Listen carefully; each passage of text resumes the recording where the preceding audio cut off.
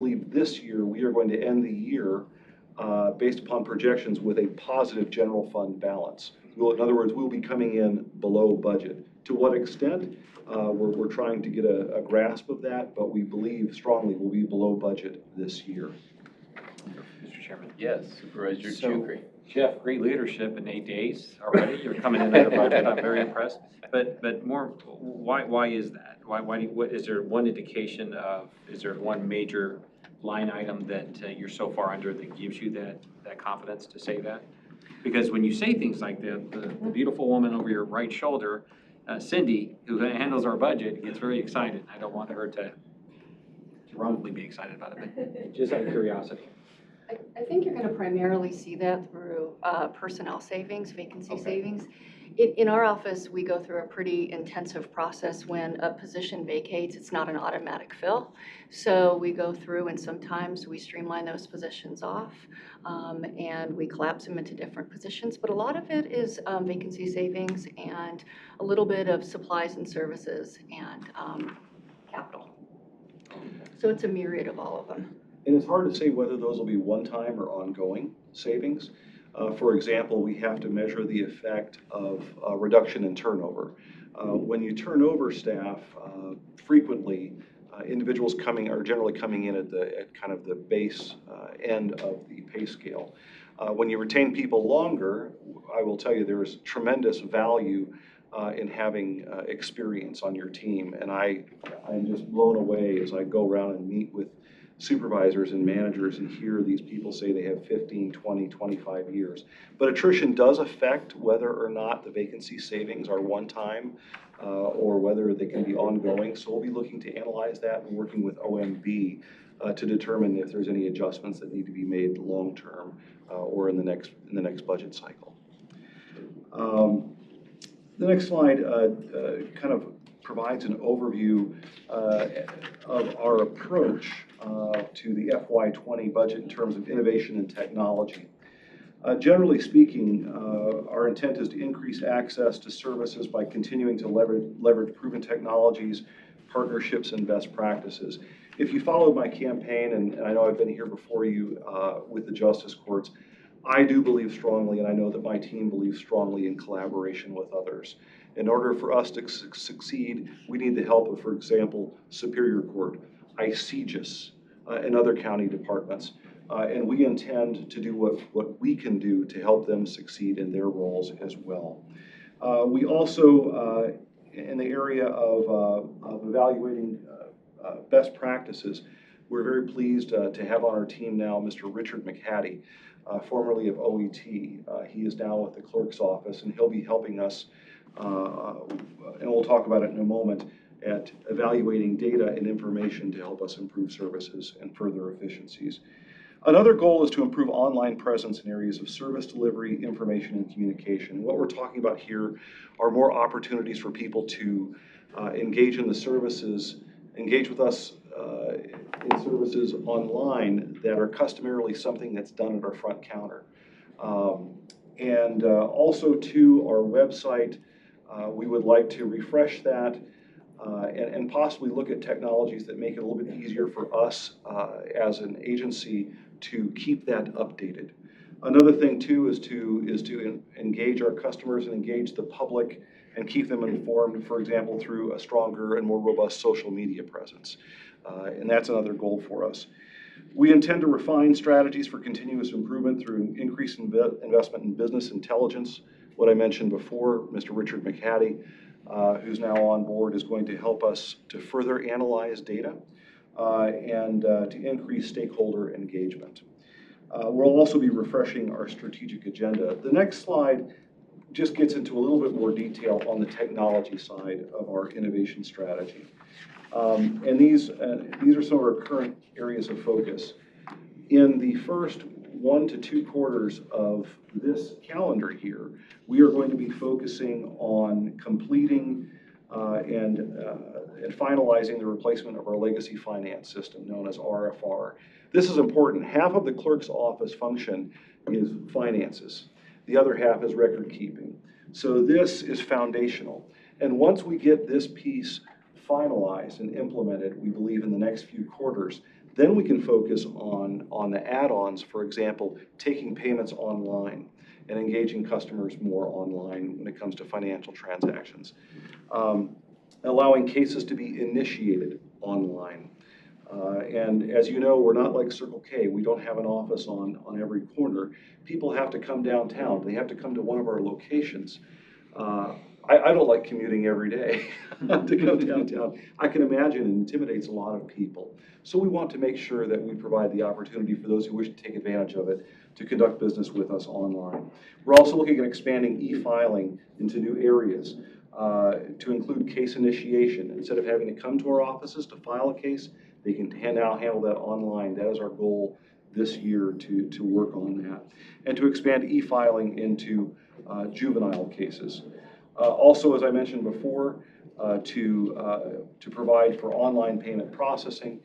People currently do have to come to our counters to make a payment.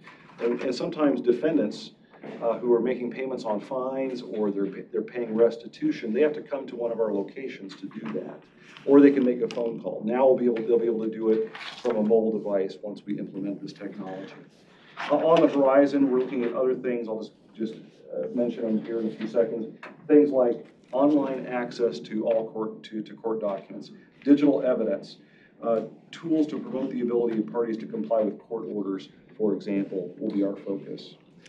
Our last slide, again, pertains to what we believe is our greatest asset, our people. And we're very focused on making sure that we maximize our ability to attract and retain talent in the organization. As I mentioned before, it's just so amazing to go around and visit with members of the clerk's office. You meet somebody who's been doing marriage licenses for 20 years, and individuals that are experts. They can tell you, they can go through all of the statutes and all the ordinances and all the requirements, and they're so committed to customer service. I'm really blown away by what I've seen so far. But we continue to support performance management, including pay for performance, commensurate with accomplishment for these team members. So we want to let you know we support that and what you'll be looking at in terms of pay for performance in the coming year.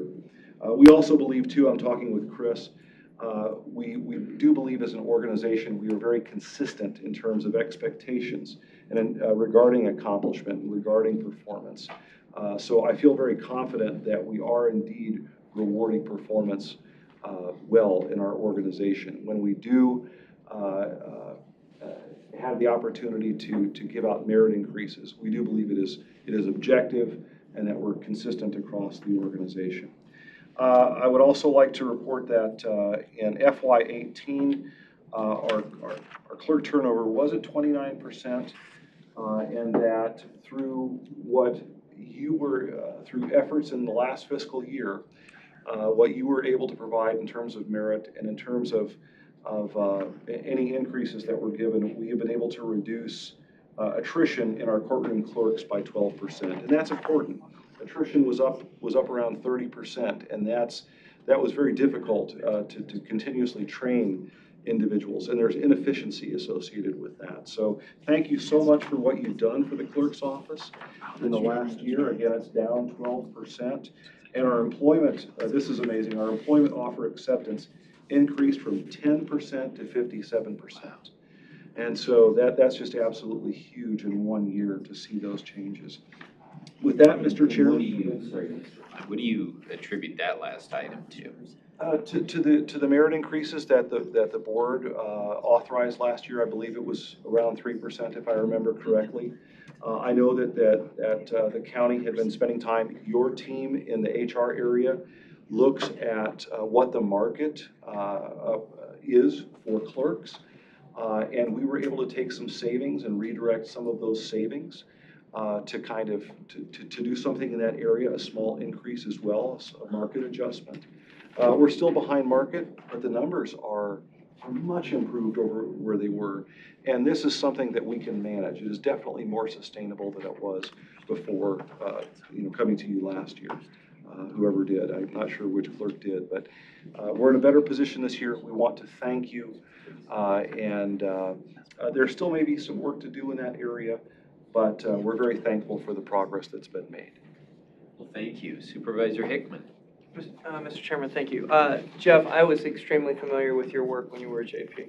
You were a class act in my district, and I know and I can remember some of the innovation you brought to that area. So my question is, are you looking at other things? I saw that. Anything that you're looking at, is it going to cost more money, or is it just being able to look at current things and be able to do like what you did as a JP, more with less? Do you foresee any of that on the horizon? I just don't know if there's going to be a budget ask at some point that, with a program that you might have in mind. I've sat down with my leadership team, and I will tell you, my experience has been helpful coming into this office, and we've been able to engage meaningfully. And I will tell you that I really do believe that we are going to be able to improve service, to improve access, and create efficiency. I would say very likely without coming to the board for any new resources. I really do believe that. I believe that the technologies we're going to leverage, and I'll just give you one example, the online payments and the online financial functionality. When we drive, there are people that would prefer to do that online. It's been a shift for me. I used to buy everything going to the store. Now I do it all online. There are people that are actually asking us to shift to more of an online environment. And what that will do is allow us to realign resources at our front counters and have them handling more of a queue in technology. So, and we have, by the way, I did make a trip even as a justice of the peace, as an administrator in justice courts, and I saw in some other courts around the country, I asked them, I said, when you implemented these technologies, these best practices, did you have to add resources? They said, no, but we had to shift them. They said, look at our counters. We don't have that many people there. There aren't people waiting in line. But they take me to the back room and they show me now with the people who are working at the counters what they're doing now. And so I do believe our revenue, we do have special revenues, like I said, pursuant to statute and ordinance. And I'm fairly confident that we're not going to be asking for any new resources. I can't guarantee that in one day 8, but I'll be honest with you, we're fairly confident that we're going to be able to do this, and especially through leveraging partnerships.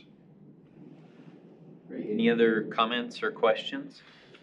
I'm just delighted that the 8 days in, he hasn't sunk the ship. Well, he's coming in under budget. You weren't here for that part.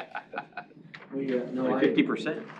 we have a long history of working together, and I think it's good to have a familiar face. Certainly to have you back, Ms. Kelly, in your work and history. We're blessed to have a good team in place, both elected and professional. So delighted.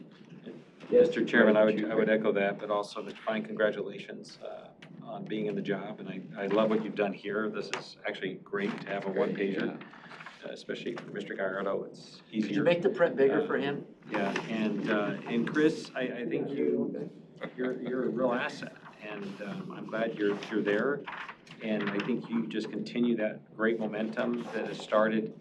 Mr. Jeans, I think it was remarkable how he ran that office. And he wasn't perfect, and he knows he wasn't perfect, but I mean, just when you talk about technology, Mr. Chairman, and some of the things he was able to do, really ahead of the curve, and it sounds like, which is what government should do, it sounds like, Jeff, you're just grabbing that baton and carrying it forward, and you've got great, able people, so we're excited. Thank you, Supervisor. Thank you, Supervisor Barney. Appreciate it. Thank you. And again, yes, we were talking about it here earlier. I mean, there's a lot of alignment in a lot of your objectives and the objectives of this board and some of the things that I expressed at the passing of the gavel. So excited to be working forward. And I loved how you started this. No new resources requested. So thank you so much, and have a great day. Thank you so much. All right, next we have Maricopa County School Superintendent's Office, Mr. Watson.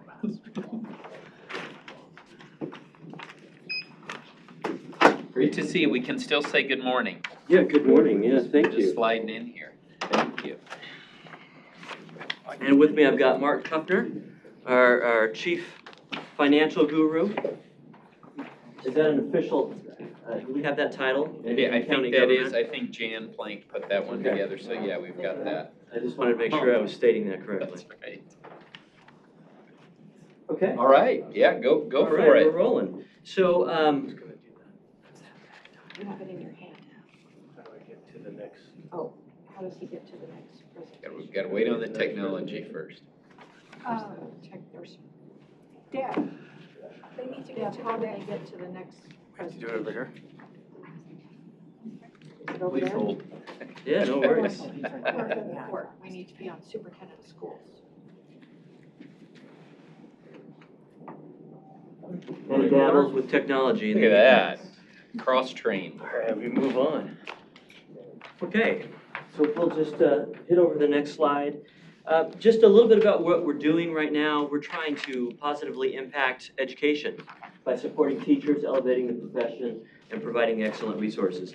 And I do want to start out with a little bit of an apology here. As I was going through our slides, I realized that the word student, kid, or child is in there only one time.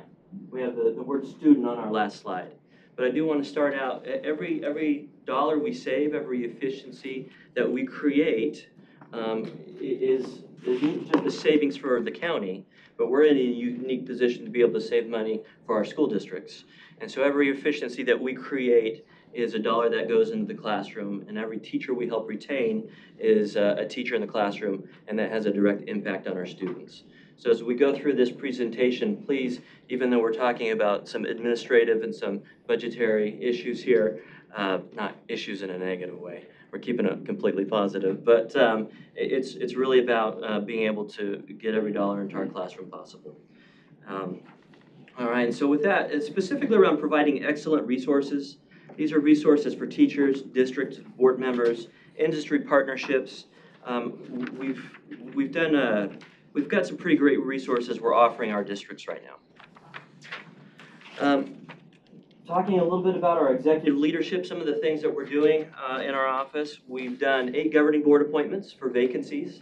That doesn't necessarily include people who didn't run to fill positions. We have a teacher retention project going on. We still are in the midst of a teacher shortage. I appreciate the governor's leadership on the 20 by 20, but there are other things we can do. And we have a unique position in our office of having just a lot of data, big macro data when it comes to Maricopa County and our 40,000 plus teachers, where we've been able to share just some ways that our districts can retain teachers. There are things that they can take action on immediately. And part of that involves a teacher toolkit that we've been preparing to help retain those teachers and increase their efficacy in the classroom. And one thing that I've really been jazzed about is we have what are called STEM challenges. So we're leveraging current technology that we already have in the office to basically do a live stream of some events that go out to all of Maricopa County and realistically all the world if somebody from Dubai wanted to check out what we were doing on any given day. And so we have some real world problems and challenges that teachers can tune in and check out what we're doing, and these are things that they can work together in the classroom. And then continuing on down where it says connect your students to STEM professionals, that's both virtually and in person. There's a lot of data to show that kids go on to become what they see their parents or the adults in their lives are. So as a teacher, my daughter came to me and said, "Hey, Dad, I think I want to be a teacher." And this is a way for us to get professionals into the classroom, for them to see what an engineer does, to see what a bioscientist does, a nutritionist does. And one of those other ways we're doing that is through STEM Pro Live. In fact, just something that happened this week in my children's, I have 6 children and they're in the Paradise Valley District, and it was STEM Day this week. And one of the teachers played a STEM Pro Live, a pre-recorded STEM Pro Live that we had done in the past. And so my son saw his dad up there on the screen and proudly didn't tell anybody that he was related to me. And then, so Mark's going to take us through just a little bit more about our financial situation. So, Chairman Gates, Supervisors, thanks for having us today. Just a quick reminder about school finance, and that's the big impact that we have over at our office that is outside of the education world. But again, it does put money in the classroom as we have savings that we can do for other districts that we work with. But last year we had over 600,000 transactions processed, $2.2 billion flowed through our office. in terms of warrants and output of dollars of school district money. One of the other things to note is we have garnishment pay. We handle garnishments for over 50 school districts in Maricopa County, of which $11 million comes through our office in that. And then $1.9 billion in the school district revenues. And that all flows through our office, and that's all based on the statutory requirements that we are to do for the school districts. I put up there Murphy Elementary School support. Just as a reminder, one of the things we do is we make sure that school districts do not overspend their budget. We worked real close with the State Board of Education, and I think what's great about this is the receiver that we have working with the Murphy Elementary School District really relies on us to give the good information. So we're very proud that we have that information and we're able to be proactive instead of reactive as we used to be in the past. From a finance system perspective, you're aware we have the Vision software. The board funded the next 5-year maintenance during this fiscal year. One of the things we've expanded on is we've got 3 new districts that have joined our Time Clock Plus consortium. What that does is that saves them money. They would get a deeper discount than if they went alone, and some of the smaller districts can't afford it on their own. So it gives them the ability to gain efficiencies and effectiveness by using time clocks out in the districts that they wouldn't necessarily have. And one of the things we're going to look forward to doing is bringing in-touch receipting in, which is another, it's a way to take credit card processing for school districts, and it can be for tax credits, bookstores, all kinds of different things that, again, our small rural schools really need the help with. The larger schools in the county center don't, but this will really help our small schools in the rural areas. So for county fund, got a little fund summary for everybody. The long and short of it is general fund, special revenues, all the grant funds, there's basically no operating change, and there's no one-time funding request. So we too have no needs from a budgetary standpoint this fiscal year. You can see all our funds. We have the 6 of them. They total out to be about almost $21 million. Our general fund remains at that 2.8 baseline. It's interesting when I look at the general fund, we have about 1.8 in our staff, and we always say as well, our staff is our greatest asset. In fact, Superintendent Watson and I were talking, we have a 6% turnover rate. We're very low, and we like to attribute that to Superintendent Watson and the great staff that he has. And then our rent, because we're in a leased space, is almost $350,000, almost $400,000, and it doesn't leave us a lot left. So we're doing everything that we can that's supporting our agency, really with the special revenue dollars. And I just wanted to bring that to your attention. But we do, not this year, we do have concerns about our revenues and our supplemental funds. They come through from statutory reasons, and some come through service fees. And there's some concern. I don't think we're looking at any concerns this year. I think we're 2, 3, 4 years down the road for that concern, but just as an FYI for you. Hey, Mark, just to try to share. Yes. Random question, you refer to the special revenue funds or the service charge fund. I see the change versus revised and the change versus baseline. I'm just trying to understand some of those mechanics, how it relates to our 2019 revised, and just quickly. Yeah, Chairman Gates, Supervisor Barney. Yeah, so in the service change fund, we need less resources outside of the personnel for next year. We also have, you'll see, when you look against revise, we're going down by $115,000 in the service charge fund. So we have some partnerships that we do, and we have some money that we receive through the consortium.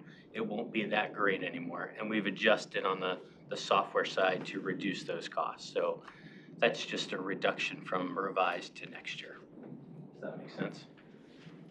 So the money, it's a net change of 203, I guess 285,000, which falls into this difference basically between, I'm just trying to see the net result. It's kind of an interesting way. I'm sure it's makes perfectly sound accounting sense. I'm just trying to catch up to the, where, the shell with which one has the.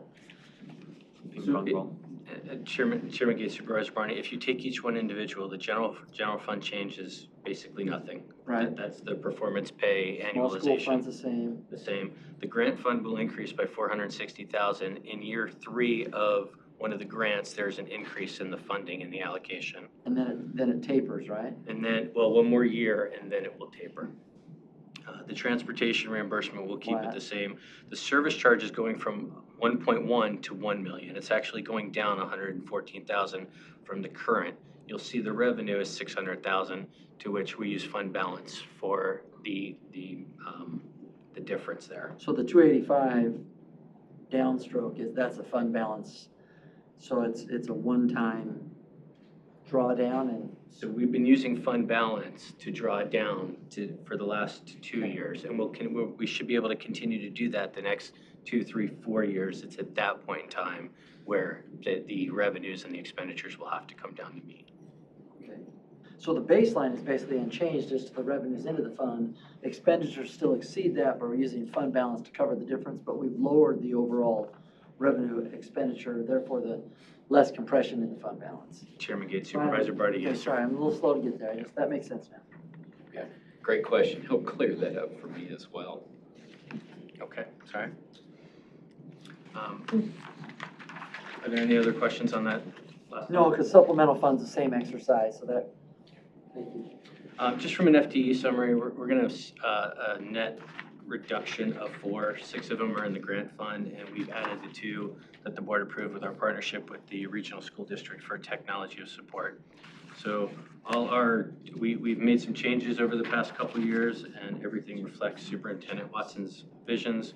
So we've added data and communications personnel over the past year, and should be comfortable where we are with the FTEs at this point. And then this next slide, and I have to admit, we put it in on Monday after Supervisor Gallardo, your talk about San Diego County, and I went to see how we compared to California. Oh, good. And unfortunately, we can't compare ourselves to California because they do all their money through counties, through the Department of Education out there. But I did a little research to find the general fund cost per resident to show how effective we are here in Maricopa County. And while we're at 66%, most other counties are, the lowest comparable is Pima County at $1.71 per student, and it goes as high as Coconino County at $3.61. So just want to show how efficient we really are with the general fund. You're not going to be popular at ACO. Hey, but you're popular here. Yeah. I like that one. And then just kind of a little bit in summary, some things that we're looking at doing moving forward. We're trying to reimagine a little bit our relationship with juvenile detention and just how we're educating those kids there. There are more research-based practices. I think we can do a little bit better, significantly better job in embracing those kids in our juvenile detention centers and re-engaging them with education. And so we're having conversations with detention around that. And also, we've just heard from schools, how do we, especially individual teachers, how do we, as a finite single person, build a relationship with a large corporation like an Intel or an Avnet. And so we are, using our resources to build those connections between classrooms and industry. And then also, because we do have this kind of, we have many county resources, we have our relationships with Arizona Department of Education, and we're trying to leverage our data and our data experience to help our districts make data-driven decisions in improving educational outcomes for their kids. And then just something that we did this year that really went off well is we invited all the departments that have some sort of connection with our school districts. So whether it was public health or any other, the county attorney's office, and we invited them to our office to just talk about, interacting with our school districts. And something moving forward, if we want to have that discussion, is do we want to have, a singular point of contact or to build a relationship so that all these agencies under the umbrella of Maricopa County can more effectively leverage those relationships with our schools and our districts. And so that's just something that we might want to keep on our radar moving forward. And then a couple other items moving forward. We want to continue, and this was in there from last year, we want to continue to invest in technology for that mobile and the connected workforce. We are happy that we are one of the first departments in the county to move to Office 365, and we see that that has a lot of potential to be used. On that point, I mean, has it been the whole group, or how many people have actually switched over? Supervisor Gates, or Chairman Gates, sorry. Our entire department has converted to Office 365. So while we all have it, I will tell you that I don't know that we're using it and using it wisely at that or the best way, but we have all converted. I think there are plenty of opportunities to continue to use it. Great. Differently. And we're also, as the times have changed and as we get more, and we want to go to our constituents as well, our resources have changed from the PC to the different devices. And, we still have those struggles with the Apple products, the Macs and things with our network. So things like that, we would encourage that we look for ways to continue to get those things working here in the county. And then we also are looking to really get applications and tools going, which will really connect people. That's the website, that's the social media, that's information and publications as we go forward. That's one of Superintendent Watson's main priorities is to get that connection with the teachers. Well, and by the way, I think you guys are doing a good job of that. Very active out there on Appreciate social that. media, so keep up the good work. We have to watch our special revenue funding. Again, it's a couple years out, it's not necessarily today. And then the last bullet on there is just space downtown. I know there's a lot of moving parts and the whole move to 225. We appreciate having our space down in the basement, although it gets dark and damp down there, and sometimes we share with chairs, which is just fine. On a really hot day, it's a great place to be. It is. But just to keep us Looking on the bright side. No reason to thank us. But we always say, when you look at the other elected officials that are all in the building and we're 4 miles away from them, we have, 70% of our school finance business runs through the first floor. We need to have some presence down here so that we can work with everybody when we need, and it's not virtual at that point. No, I think that's very important. Supervisor Chukri. So, Mr. Chairman, on that point, I see a subtle nature here, but let's talk about that, because you have this burn rate that I think Mr. Barney was articulating, and then we are, I think, being very entrepreneurial in what we're doing with 225 Madison. So in conjunction with 225 Move, so tell us what you're talking about. So I've been to your office several times. You have a lot of real estate on that. I don't know if you have that whole floor, but you have a lot of people. You have what, 90 or was it 50 people? How much space do you need? Do you need that same amount of space that you're currently in off of Central? So there's 2 floors at Central, and one of them is completely grant funded. And in 2021, and our lease is built so that can go away. So I would anticipate, barring any other changes, that 11th or one of the floors would then go away. We would still need that space on one of the other floors, an existing floor. There's still, I would tell you that there's no reason to bring in, you jump in, please. I'm not afraid to jump in, yeah, we're good. We wouldn't want to bring an entire office downtown. We just need a couple small offices to be able to work down here. That's all we're talking about in terms of space. We still, there are other considerations. The school districts come, the parents, the homeschool parents and those parents. So we're very visible physically to our outside, the constituents that need to come to us. So there was a remodel, Steve, before your time by your predecessor. Sure. That I think they did a nice job. I mean, it was some of the needs that were obviously very apparent. But you also said in an earlier comment that you're paying a lot in rent. So what I'm trying to get to is when you have this discrepancy between revenues that are going to be lost here in the next 24 or so months to a high burn rate or a high real estate cost rate. We're all about trying to be innovative. If you need new real estate, I think we should talk about that. And I think and that is a if there's- conversation that we need to have, yeah. And if you're able to condense, which is always a good thing, Yeah. condense the amount of space you need, grant or no grant, I think that's something we should look at. So we don't want you to be at the end of, and Reed, I don't know if Reed's in the audience, but I think Reed has done a masterful job. He's a wizard. At what we've been able to do. Joy, I don't want to speak out of rank here with the chairman, but I think it's something we should look at now, not wait till we're getting closer to the end date of the lease, as we dealt with on 1001 North Central with Reed. So. Shukri has a dog kennel he's thinking right now. Well, I'm thinking if we get this match unit Yeah, built, that's what I'm thinking. you can- It's not as damp as the basement, and you can have windows. You can have windows. Some exercise yards. And exercise yards, yeah. There's a stench. We'll install a track. So and then that also has to obviously, that also has to be complementary to your constituents, and I get that, and I certainly get that. So Chairman Gates, Supervisor Chukri, one of the things, just please understand, is the rent is in the general fund. It's not, the special revenue funds won't have an effect with the compression and whether or not we have the ability to pay that lease. Right, but if we, to the point Mr. Barney was making, they could be one and the same in 2 years if our burn rate is higher, correct? Mr. Barney, is that part of your concern, that we might end up being in that kind of a situation? Okay. And then, I don't know if we want to talk about it here, but then we also have a solution to fill that gap in the burn rate that Oh, okay. wasn't ready to bring Oh, to the good. table, but Good. there are some opportunities there to forest fees being one of them, Sure. to fill that gap.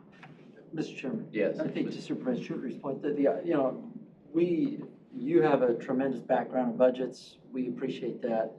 Just looking at, in those two funds in particular, you've got a baseline of 1.1, you've got an expenditure even reduced at 1.8. That means 700,000 a year, a little over that you're burning down of the fund balance, which creates a structural imbalance in the budget, which takes away from future initiatives and capital. And I think that's the point that we're trying to make.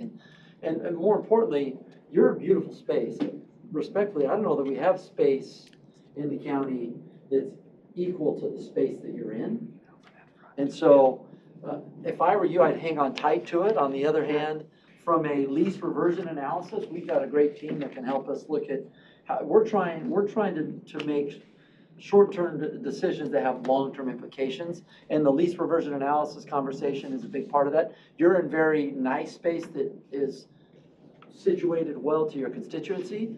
But we may have to look at how do we reposition that space, and I know you've talked about And we've that. been having these conversations. We weren't quite ready at this, Yeah. this moment in time to have these conversations Sure, and around Steve, our I know, space. and I know you're open to Yeah. it, and you recognize the space you're in is beautiful. And I think your predecessor wanted that space, I don't blame him, I think he wanted physical separation for whatever reason, and there's history to this that goes beyond Goes to that, this back very far. necessary Yes. conversation. Yeah. So in the short end of it, we need you to do what we know you want to do, and that is work towards structural balance. And we've got to make sure that the FTE count and the decline in special revenues and other things, we don't get an imbalance there, because that leads to a structural deficit that burns down the fund balance, which I think is not where any of us want to be. Sure. So anyways, we're united, I think, Steve, and Absolutely. Mr. Superintendent, and this board will help you and your team get to where you need to be. Yeah, and that's all I'm saying, Mr. Chairman, is I think that we could help on the real estate front. So when you're ready, we're ready. And I think if you met with Reed and the chairman or Joy, because I know that's been something that's been important to you, I think we could have some savings there too. Absolutely. Excellent, great discussion, and definitely that's a conversation we want to All right. continue and deepen moving forward. Other thoughts here? We're good. Thank you for all you do, and we love being a part of Maricopa County. Superintendent Watson was at the breakfast this morning representing Maricopa County. Excellent. It was great to be there. It's a long drive from where Thank you you for went being from there, one corner to the. I woke up at 5:30 this morning to be able to get there on time, so it was good. Hey, just a quick thing, and kudos to you guys. You mentioned something that I thought was extremely nice for the constituent, but also representation at a local level. Some people get their first entry and never to come back again, or continue on with their local school boards. And when you said that you guys are going out there to celebrate with their family, I think that's a very nice touch that you've brought to the fore, because given the ability for family members to attend something very special and not having them come 20, 30 miles, even more in some cases to celebrate in your building, but to celebrate that in their building, I think that's really that's a nice touch that you guys are doing. We appreciate that, and it's been very well received. We've gotten great feedback from board members and families, and it's just great to be able to share an experience like that with everybody. Great. Thank you. Anything else? Good stuff. All right, great All right. presentation. Thanks so Thanks. much, and we'll continue talking. All right. All right, Thank you. and we will have one more presentation before we break for lunch. Mr. Peterson, you can come on down and join us. Great to see you. I guess now it's good afternoon. We've slipped into afternoon. Yes. How are you doing, sir? Good. Hello, everybody. He just made new references to the Okay. Oh, wow. You have like a, Placemat. like a So I can dry use- erase marker? I can use this at lunch. Perfect. That's true. It probably has little value to you after this 5-minute meeting, but whatever you want to do with it, that's up to you. I'm a pretty messy eater. I think this will actually be real helpful for me. Feel like children now, or handing Yeah. All right. Let me know when I can just Please proceed. Thank you. It's my goal to be the quickest presentation. All right. It always is, so I'm gonna try to keep this to about 5 minutes. A pocket watch? Yeah, go ahead, time me. So I stick to my time limits, just so you know. So listen, it's always been my goal to be the most efficient, large-scale assessment jurisdiction in the country since I was appointed and since I've been subsequently elected. And the facts bear that out. So when I say that to you all, what I'm trying to tell you is we try to do more work with the same resources and by redeploying them through technology. And I appreciate this board for always letting me do those initiatives. So with that in mind, we have one head up front of you. I'm going to talk about pay for performance and legal class verification side, and then I'm going to turn it over to Tim to talk about what we're requesting on the Mars project. So I'm going to be like a broken record. I agree with all of the other electeds about pay for performance. This board has been great in that initiative, and it's helped us reduce our turnover rate because we can look at those who really deserve it and keep those really efficient, hardworking employees. And then it helps us analyze where we can do better. So I would ask you to continue to support that initiative. That, along with how we've changed the hiring structure and how we do that, it's been really helpful. So thank you to this board for that. As far as legal class verification, that costs $191,000 a year. Well, all I'm asking for on that, it's already been approved in past years. We wanted to make it part of our baseline budget, but I believe a few years ago you said, well, do we know you're going to be able to pay for it? And I said, good point. We'll just come back and ask every year. Fran is very familiar with this because it's a lot of work on her end. I can tell you that we usually bring into the county through the civil penalty at least 5 times what this costs on average. And that's been borne out over the last 3 years. So instead of me coming back in the same dog and pony show and saying, can we get another appropriation? Look, the fact is that it pays for itself. And whether sometimes a lot more than that, sometimes it's a little less, but it's always averaging about $1 million in penalty revenue. And it's something I will continue to do, so I'm just asking to be part of the base budget. I don't have to come and ask for you every year. If it does change and I see substantive legal changes from the legislature that means we can't do this anymore, we'll strip it back out again. I have no problem with that. Mr. Slater, just a question, is Tim the dog or the pony? The dog. I think he makes a good point. We went into this initially questioning the numbers. Now And I think this has borne itself out over a number of budget years, and I concur with his thoughts. I don't know that it's a complicated ask, but there's more to your 3.5 minutes left in your presentation, Right. so we'll keep going. Yeah. So thank you. I would just ask that we make that part of the baseline. As far as, that's all I have. I'm going to turn the rest over to Tim. Thank you, Mr. Assessor, Mr. Chairman, members. The 2 things here, the Mars project continuation funding, as you know, that was a project we kicked off in 2014, and you approved the funding there, and we have $8.4 million still in the bucket. Of that $8.4 million, which is still in the capital appropriation, we're asking for this year's appropriation of $3.9 million. So there'll still be money in the bucket. This might be, if we go live as planned in 2020, July 2020, if we go live, this might be the first IT project in the history of Maricopa County that might give you money back from the initial. You just estimate. jinxed yourself. Knock on wood. Yeah. It might be. Recorded. It might be. Okay. So the 3.9 is 1.1 million for our team travel and independent verification oversight, 1.6 million for the actual vendor who's developing the software for us, and 1.2 million for hardware, which we'll be buying this particular fiscal year, external consultants and contingency. Obviously, if the contingency is not used, that gets put back into the capital budget and then is never actually used by the department.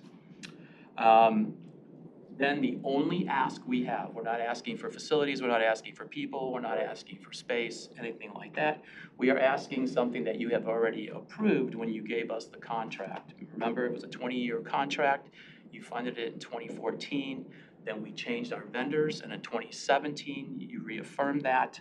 So the board package C73170177-00, in there was $306,000 in fiscal 20 for the maintenance of the software.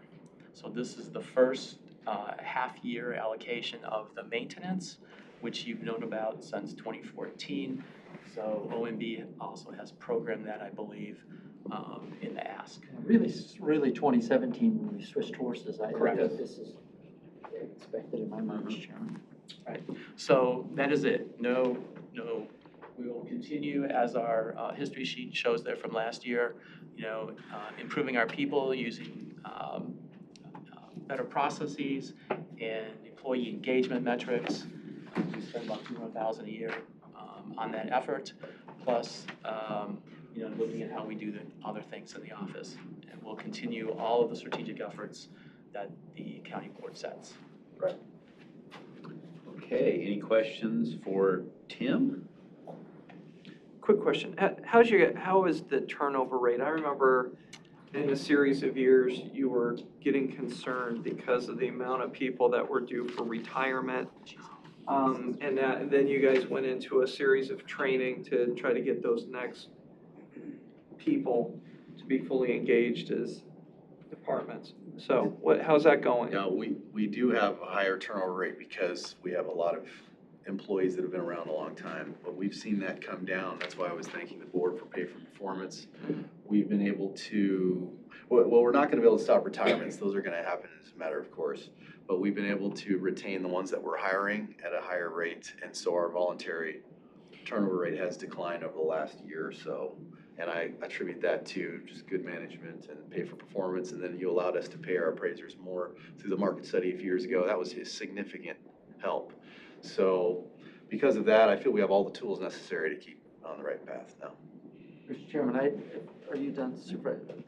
You said, you used the phrase, you allowed us to pay, we allowed you to pay your appraisers more. I think credit really goes back to you, and I don't want that to be lost on our current chairman. It was you that came in and said, why don't we collapse some positions? And we worked on it together. It was collaborative, and it's really one of the first times in recent history that's happened. First and only. I think, for my part, I think the assessor's office continues to do a marvelous job. The only thing I'd love to see us work on, and I know it's super complicated and requires, in some respects, the legislative touch. I don't know what that means, but compressing the assessed valuation time, and I know you've worked in, and that's been an issue that you've talked about, and it becomes complicated with voices that reach into the conversation, but I don't want to give up that fight. I think in this day of technology, and Supervisor Trooper leaned over as we were talking about the NAV and the rate and different things that are obviously germane to this current budget, that's such a big piece that it would seem that with all the work you're doing on technology and recognizing that CAMA may lay the platform for some of that, that we ought to be able to together unite around a way to compress some of that, what's currently about a 24 to arguably 30-month delay in the way that NAV lags behind the actual market value. And that we're accustomed to that. There would be perhaps a little bit of short-term adjustment required in that exercise, but without saying much more, I think we ought to keep that on our radar. And I know that you've, Paul, as a leader, have considered how to do that. But I'd love for you and the chairman to just maybe you can keep that conversation alive and Chairman, know we've got a great resource and ally in Paul and his team. They've come to the table with great ideas that have helped us refine, I think, the way we do business, so. I'll add to that, Chairman Gates. I've tried to change things legislatively, but I've been stymied by certain groups. I think look, as long as the valuations in Maricopa County continue to increase as they have and will, you're not gonna get a lot of complaint from people. But mark my words, when we go through another downturn and values go down, but taxable values go up, you're not gonna have only 2 people in here on a tax rate setting meeting. And people are gonna start blowing up your guys' phones, and I wanna be able to say we tried to do something to fix that and make it more accurate of what current timelines are. That's my argument to the legislature. It's just fallen on deaf ears. Yeah.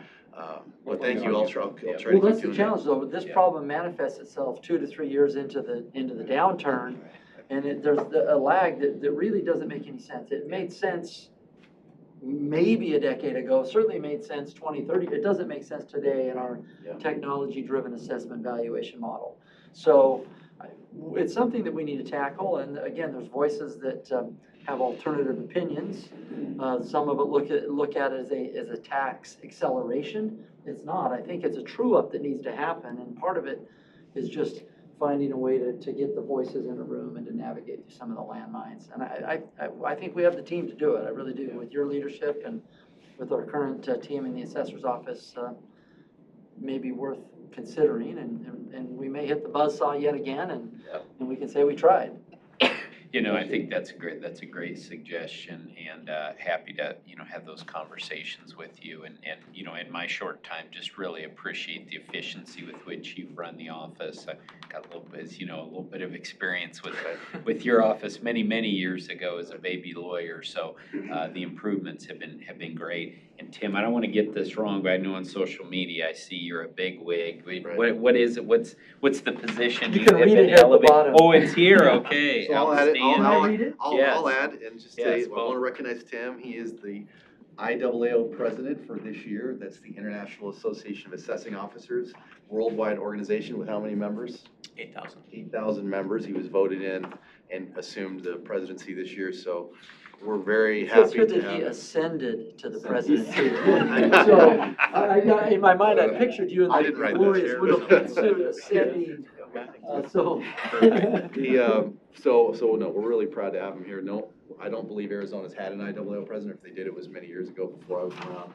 So it brings a lot of notoriety, positive notoriety to Arizona, and we're happy to have him be able to do that and serve as the chief deputy, which he's done for almost 13 years now. So I want to thank him, and then lastly, just to end this, Supervisor Barney, I wanted to thank you for your service to the board. I'm really going to miss you when you leave. I look up to you, and I appreciate the things I've learned from you. I look up to all of you, of course, but you're the one leaving, so I can say. So I hope we continue to get to work together. You've taught me a lot about how to kind of navigate government, and we haven't always agreed, but when we do, we usually can do it and laugh afterwards, and that's really what matters, is that we can talk afterwards and be friendly, even when we disagree. So I really respect you, and I'm going to miss you.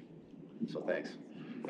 Supervisor Hickman. Well, segueing into tradition, I'm very happy to make you go past your 5-minute mark for a second. But I just wondered if you wanted to give any credit to another mentor that led you into a position, because he did a fantastic job when he was there too, and he's sitting about 3 rows behind you. Right. So Breathing just down giving your you- neck. Just giving you this little. So the thing is, I have to say nice things about him because he's a judge now. And no, of course, I wouldn't be where I am today if it wasn't for Mr. Russell. And he knows that. And I still actually seek him out all the time for advice, even though he's got his own set of issues that he's going to talk to you about. But I'm glad he's still around. And he's still trying to lead the justice courts. And I think he does it with great efficiency. And I've always said, if you want to put somebody in a position and not worry about it, put Keith Russell in there, because you can just let him go and there'll never be any questions. I can't say that about many other people. So that's what you were looking at. Great. That's what I'll say. Anything else? Thank you. From either side of the table? Thank you very much. Thanks for the presentation. Congratulations. Thank you. And we appreciate you coming. And with that, we're actually going to recess the meeting now. So, we've been at it here for a few hours, blood sugar is starting to run low, and we will reconvene at 1:30. Thank you. Thank you, Mr. Chairman. What do I do with the placemat? I know, I like it. Good job. Thank you, guys. Thank you, Tim. Appreciate it. Look forward to working with you this year. Yeah, me too. Thanks, Kelly. Judge know that he was gonna I'm gonna miss it, man. I know. Seriously. I don't know. And I was talking about a cool pocket watch on the chain, like, as you ascended to the table. Oh, I checked with Laura. Okay, okay. I said, how long do I go? Congratulations, intervals. Okay, perfect. The fact that we're gonna finish on time. Okay, I couldn't do Westmark, Will be the but first you didn't know that. In fact, my. Right here. So.